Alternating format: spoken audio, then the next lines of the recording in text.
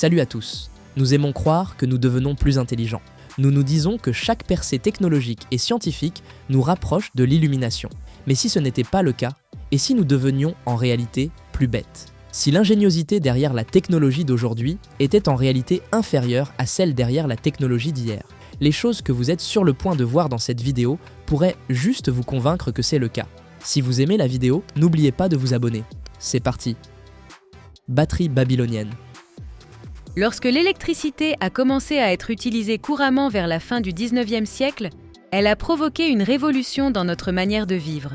Aujourd'hui, nous nous demandons comment nos ancêtres se débrouillaient sans électricité, mais nous pourrions devoir envisager la possibilité qu'il ne s'en passait pas. Cela est dû à la découverte de la soi-disant batterie de Bagdad, parfois également appelée batterie babylonienne, qui a été trouvée en Irak en 1838. Que ce soit par accident ou par conception, personne ne peut nier que cet objet fonctionne comme une batterie. À l'intérieur du pot en argile se trouve une tige de fer enveloppée de cuivre. Il est possible que le fer ait été enveloppé de cuivre pour des raisons décoratives, mais quel serait l'intérêt si la création résultante était cachée à l'intérieur du pot en argile? Peut-être la plus grande question est de savoir ce que cet artefact pourrait être s'il n'est pas une batterie. Le dispositif a été testé dans des conditions de laboratoire strictes pour déterminer s'il pouvait générer et maintenir une charge électrique, et la réponse a été un oui catégorique.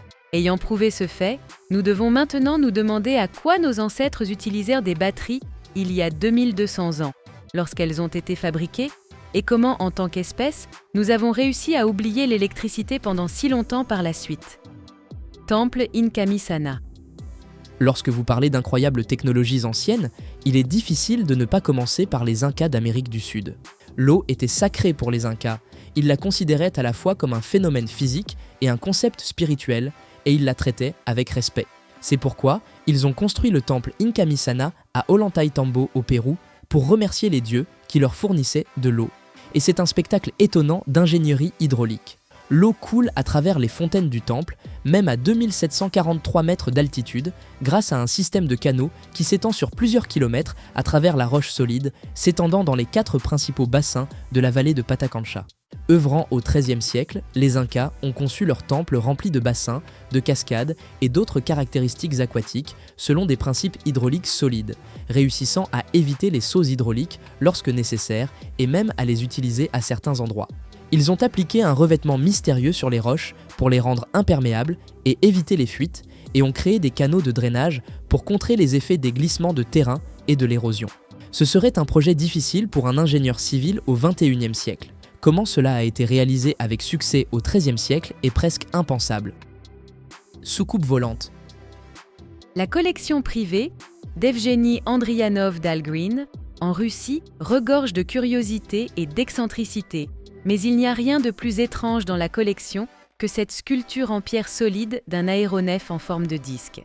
Si vous regardez ces images et pensez que cela ressemble exactement à une soucoupe volante, vous n'êtes pas seul. C'est ce que pratiquement tout le monde qui a vu la sculpture a pensé aussi. La surface de la sculpture est couverte d'inscriptions et de dessins, et il y a même une petite figurine à l'intérieur du disque. La figurine pourrait être supposée représenter un pilote. L'une des images les plus curieuses sur la surface bien décorée de l'objet est ce qui semble être une représentation d'une figure humanoïde portant une coiffe, allongée sur le dos, tandis qu'un aéronef en forme de disque plane au-dessus d'elle. Que signifie tout cela? Eh bien, il est difficile de le dire. Le propriétaire de la collection insiste sur le fait que l'artefact est ancien, mais ne le soumettra pas à des tests scientifiques, car il est sûr que s'il le remet aux autorités, il ne le reverra jamais. Cela pourrait être une tentative de dissimuler un canular, mais il est impossible de le savoir avec certitude. Nan Madol. Parmi toutes les villes anciennes du monde encore debout, une seule a été construite sur un récif corallien, et c'est Nan Madol en Micronésie. La conception intelligente présente des travaux de construction en pierre et en corail sur des plateformes situées sur des îles artificielles, toutes reliées par des canaux d'eau et protégées par un mur de mer extérieur. Ce serait un design avant-gardiste pour une ville du futur, mais cela vient d'un passé lointain. Nous ne savons pas exactement quand cela s'est produit, bien que les estimations varient de l'an 500 à 1100. Nan Madol est si mystérieuse qu'aucun enregistrement n'existe sur comment, quand ou pourquoi elle a été construite, ou par qui. Construire une ville sur un récif corallien n'était pas un processus facile ou logique, donc cela devait avoir une signification spéciale, mais elle a été perdue dans le temps.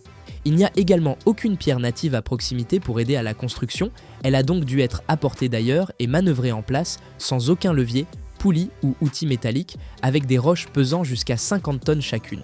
Comment cela aurait-il été possible à l'époque? Marionnette karakuri.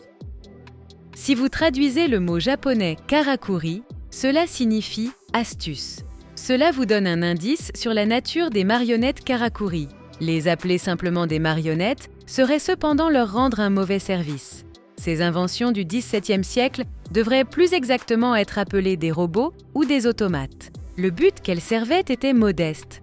Placées dans la bonne position et munies des outils nécessaires, elles étaient capables de verser une tasse de thé. Elles n'étaient pas vraiment destinées à être une commodité pour leur propriétaire, mais plutôt un moyen pour le propriétaire de se vanter auprès des visiteurs. Le grand inventeur japonais Takeda Omi a poussé l'idée d'une marionnette karakuri à son extrême en 1662, lorsqu'il a construit des marionnettes de la taille d'êtres humains et a créé un spectacle de théâtre autour d'elles. Pour la majorité des spectateurs qui payaient pour voir les marionnettes, ce qu'Omi faisait devait sembler magique. C'est étonnant qu'il n'ait pas été accusé de sorcellerie. Les poupées ne sont plus considérées comme mystiques au Japon, mais vous pourriez encore en voir une ou deux dans les maisons traditionnelles japonaises. Moine mécanique. Qui construirait une figurine d'un moine mécanique et pourquoi? Nous pouvons rapidement répondre à la première partie de cette question. C'était Gianello Toriano et il l'a fait au XVIe siècle. Le pourquoi est un peu plus compliqué. Le moine mécanique sophistiqué de Toriano peut se déplacer, battre sa poitrine en prière, lever sa croix et joindre ses mains en prière tout en inclinant la tête. Il fonctionne aussi bien maintenant qu'il y a 400 ans. La figure est faite de bois et de fer et est un hommage à San Diego de Alcala, un faiseur de miracles et guérisseur du XVIe siècle. Le soi-disant moine miracle aurait guéri le fils de l'empereur Charles Quint, alors l'empereur a demandé à son technicien personnel, Gianello Toriano, de construire une réplique robotique de lui en hommage. L'histoire est particulièrement poignante, car le fils de l'empereur était le roi Philippe II, qui allait épouser Marie Tudor et installer le catholicisme en Angleterre. Le rejet subséquent du catholicisme par le roi Henri VIII a été un facteur critique dans le mouvement de la Réforme. C'est beaucoup d'histoires à attribuer à une poupée en mouvement, mais la voici. Carte Piri Reis. Cette vidéo parle de technologie étonnante. Alors vous serez probablement surpris d'entendre que notre prochain exemple de technologie étonnante est une carte du XVIe siècle. Comment une carte peut-elle démontrer une technologie étonnante? La réponse n'est pas tant la carte elle-même, mais ce qui est dessus. Il s'agit de la carte personnelle de Piri Reis, un amiral légendaire qui a servi dans la marine turque au XVIe siècle. Ce n'est pas une carte complète du monde. Une telle connaissance n'aurait pas été disponible à l'époque. Mais il y a quelque chose d'un peu déroutant à son sujet. La carte se concentre sur les zones de la mer que Reis a régulièrement traversées au cours de sa carrière étendue et de ses nombreux voyages. Cela signifie que nous pouvons voir l'Europe, l'Afrique du Nord, l'Amérique du Sud et l'Antarctique. Oui, nous avons dit l'Antarctique. Il ne peut y avoir aucun doute que la côte de l'Antarctique est marquée sur la carte. Il n'y a pas d'autre masse terrestre qui pourrait occuper cette position. Pourquoi est-ce remarquable? Parce que le premier avistement enregistré de l'Antarctique a eu lieu au XIXe siècle et Piri Reis a dessiné sa carte en 1513. Pour rendre les choses encore plus étranges, il semble que lorsque Reis a vu l'Antarctique, elle n'était pas couverte de glace. Norias de Hama.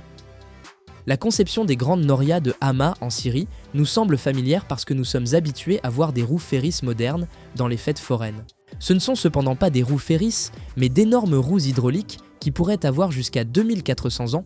17 de ces roues sont encore debout aujourd'hui, bien que certaines aient souffert de dommages en raison des conflits récents et des troubles civils en Syrie. Elles faisaient autrefois partie d'un système d'irrigation qui desservait Hama dans l'Antiquité, acheminant l'eau vers la ville. La date précise de leur invention est un secret perdu dans le temps. La plupart des gens s'accordent à dire qu'elles remontent au moins à l'époque arabe médiévale, mais une mosaïque découverte dans la ville ancienne voisine d'Apamé suggère qu'elle pourrait être encore plus ancienne. Un design très similaire au Noria apparaît sur la mosaïque, et cette dernière a été datée de 469 avant Jésus-Christ.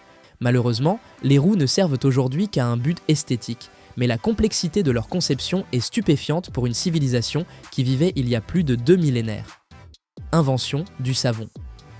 Lorsque nous étudions l'histoire, on nous dit souvent que nos ancêtres anciens étaient très peu hygiéniques. Élisabeth Ier d'Angleterre, par exemple, était considérée comme incroyablement propre parce qu'elle prenait un bain environ une fois par an. Nous pourrions cependant devoir oublier de telles notions absurdes, car nous savons maintenant que les Babyloniens ont inventé le savon il y a 4800 ans. Ils n'étaient pas égoïstes quant à leur invention, et donc le savon fabriqué selon la recette babylonienne a ensuite été utilisé en Mésopotamie, dans la Grèce antique et dans la Rome antique.